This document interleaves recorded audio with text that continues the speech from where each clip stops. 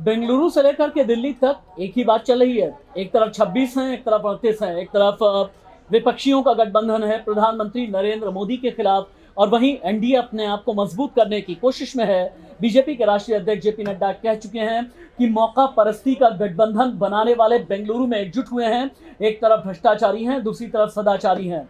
ये लड़ाई दिल्ली में एनडीए की बैठक में क्या रुख अख्तियार करेगी, और एनडीए के पुराने साथी कौन कौन से आ रहे हैं? राकेश कुमार सिंह मेरे एग्जीक्यूटिव एडिटर मेरे साथ में लाइव हैं। राकेश, एनडीए मीट जो होने वाली है आज शाम 5 बजे, इससे निकलने वाली 5 बिग ब्रेकिंग क्या हो सकती है?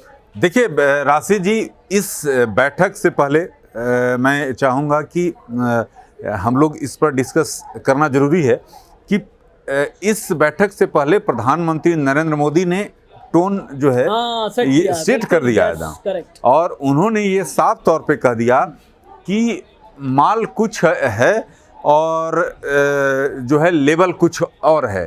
तो ये देखिए कि किस तरह से ये दल कौन ऐसे दल हैं जो कि इस विपक्षी दल की बैठक में शामिल हो रहे हैं।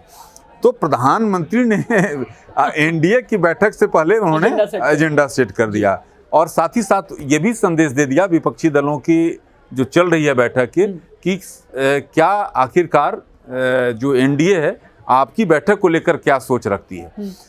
अब जहाँ तक बात आपने की कि एनडीए की बैठक का जो 5 मूल्य तत्व जो निकल कर आने वाला है, इसमें साफ तौर पर संदेश दिया जाएगा कि प्रधानमंत्री नरेंद्र मोदी की अगुवाई में जो 9 साल में जो विकास है, देश किस तरह से विकास किया, अंतर्राष्ट्रीय स्तर पर देश कहाँ तक पहुँचा है। आज जो है भारत के प्रधानमंत्री विदेश में जा रहे हैं तो किस तरह से उनकी भूमिका देखा जा रहा है। राष्ट्रपति जो हैं, जो विश्व का सबसे ताकतवर देश का राष्ट्रपति इंतजार करता है, पूरे उनके जो कैबिनेट है वो किस तरह पलक पाउंडे जाएगा कि 140 करोड़ हिंदुस्तानियों के लिए 9 साल में क्या हुआ। 7 समंदर पार जाकर के भारत ने अपनी विदेश नीति का कैसे लोहा मनवाया, प्रधानमंत्री नरेंद्र मोदी कितने मजबूत स्टेट्समैन साबित हुए। अब मैं इंडिविजुअल एक एक करके बात करना चाहता हूँ राकेश आपसे। ओपी राजभर कहते हैं कि मुझे घोसी दे दो, मुझे गाजीपुर दे दो, बिहार का मधेपुरा दे दो, क्या संभव है? देखिए ये संभव नहीं है राशि जी। अच्छा। ये जरूर है कि उनकी ओर से मांग रखी गई है, लेकिन कल जो है उन्हीं के खास सहयोगी रहे हैं और एनडीए के घटक हैं, निषाद पार्टी के जो अध्यक्ष हैं संजय निषाद से, जो कि योगी सरकार में शामिल हैं, उन्होंने साफ तौर पे कहा कि देखिए मांग तो सब कोई रखता है, लेकिन मिलता तो जो तय करेगा वो तय करेगा। लेकिन ये जरूर है कि जिस तरह से कुनबा, खासकर उत्तर प्रदेश, ये कहा जाता है कि अगर कौन पार्टी का सरकार बनेगी उसका तय होता है उत्तर प्रदेश से, जहां 80 सीटें हैं राशिद जी। और यहाँ जिस तरह से गठबंधन बनी है तो आप जो हैं 60-65% पर खेल रहे हैं आप।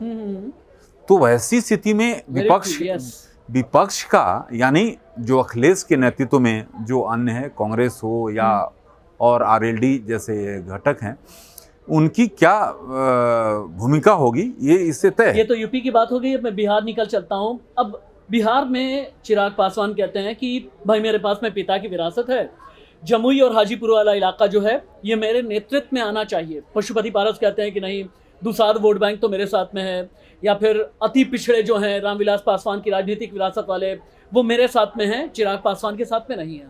यहाँ पर ज्यादा वजनदार कौन है, चिराग या पशुपति? देखिए यहाँ पर जो वजनदार की बात है, जमीनी स्तर की बात करें तो चिराग काफी मजबूत हैं राशिद जी। और यही बात है कि आपने देखे कि गृह मंत्री अमित शाह ने खुद जो है चिराग को फोन करते हैं, चिराग से उनकी 15 मिनट मुलाकात चलती है, और उसके बाद बीजेपी के राष्ट्रीय अध्यक्ष जेपी नड्डा से उनकी मुलाकात होती है और एनडीए में शामिल होते हैं, जिसको जेपी नड्डा जो है ट्वीट करते हैं। तो क्योंकि बीजेपी को पूरी तौर पर मालूम है कि पशुपति पारस जो हैं मजबूरी हैं, उनके साथ समझौता है, रहेंगे। लेकिन जहाँ तक बात है कि चिराग को लेकर बीजेपी को भली बात ही पता है कि वोट बैंक अगर किसी के पास है तो चिराग के पास है। 2 और नाम बिहार से, जीतन राम मांझी, एनडीए में उनकी भूमिका क्या होगी, यानी हिंदुस्तान अवाम मोर्चा, फिर उपेंद्र कुशवाहा भी हैं, उनकी क्या भूमिका होने वाली है।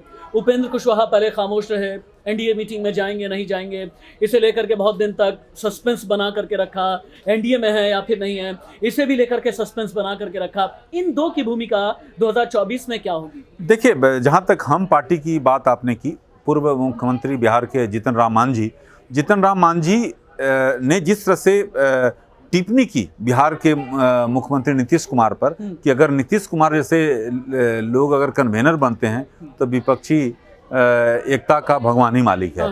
लेकिन जहाँ तक एनडीए की बात है, बीजेपी जानती है कि इनका सर्टेन एक वोट बैंक है, उस वोट बैंक के लिए, और ये मगध प्रमंडल में इनका प्रभाव है, जहाँ पर इनका उपयोग किया जाएगा।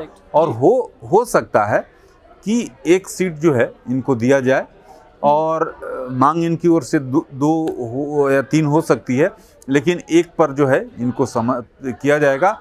एक हो सकता है कि इनको एमएलसी या राज्यसभा का, और जो इनके बेटे को अगर सरकार बनती है तो उसमें मंत्रिमंडल में शामिल, जिन्होंने नीतीश मंत्रिमंडल से इस्तीफा दिया। लेकिन जैसा मैंने आपको बताया कि जैसे आरजेडी और जेडीयू में, जेडीयू के दोनों एक साथ आ जाने से एनडीए के लिए मुसीबत खड़ी हुई। लेकिन उससे जो चाहे आपने देखा कि पशुपति पारस चिराग पासवान को शामिल किया जाना, हम पार्टी को शामिल किया जाना, और कुशवाहा की पार्टी को शामिल करना, तो इनके अपने छोटे छोटे ब्लॉक हैं जहां आपको जिस तरह से उत्तर प्रदेश में रिजल्ट देखा था उस तरह से परिणाम आपको बिहार में देखने को मिलेंगे। ये आप मान कर चलिए, इनकी अपनी जातियों में पकड़ है, और इसी को बखूबी समझते हैं जो आज के चाणक्य हैं, यानी गृह मंत्री अमित शाह। तो अमित शाह ने जो कदम बढ़ाया बहुत सोच समझ कर बढ़ाया। इसका मतलब यह है कि गृह मंत्री अमित शाह ने, जो राकेश बता रहे थे, पहला तो ये कि एनडीए की पहली रणनीति है, प्रधानमंत्री नरेंद्र मोदी के नेतृत्व में एनडीए का 9 साल का शासनकाल, इसका प्रोजेक्शन किस तरह का किया जाएगा, आज की मीटिंग में ये फैसला होगा।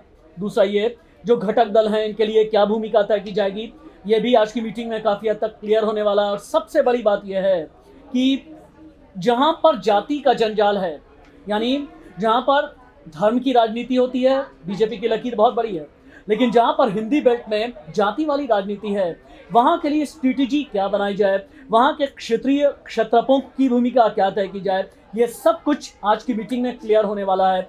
38 दलों का एनडीए आज बैठेगा, दिल्ली के मंथन में क्या निकलेगा, मैं आगे और राकेश कुमार सिंह आपको आगे बताते रहेंगे। नमस्ते।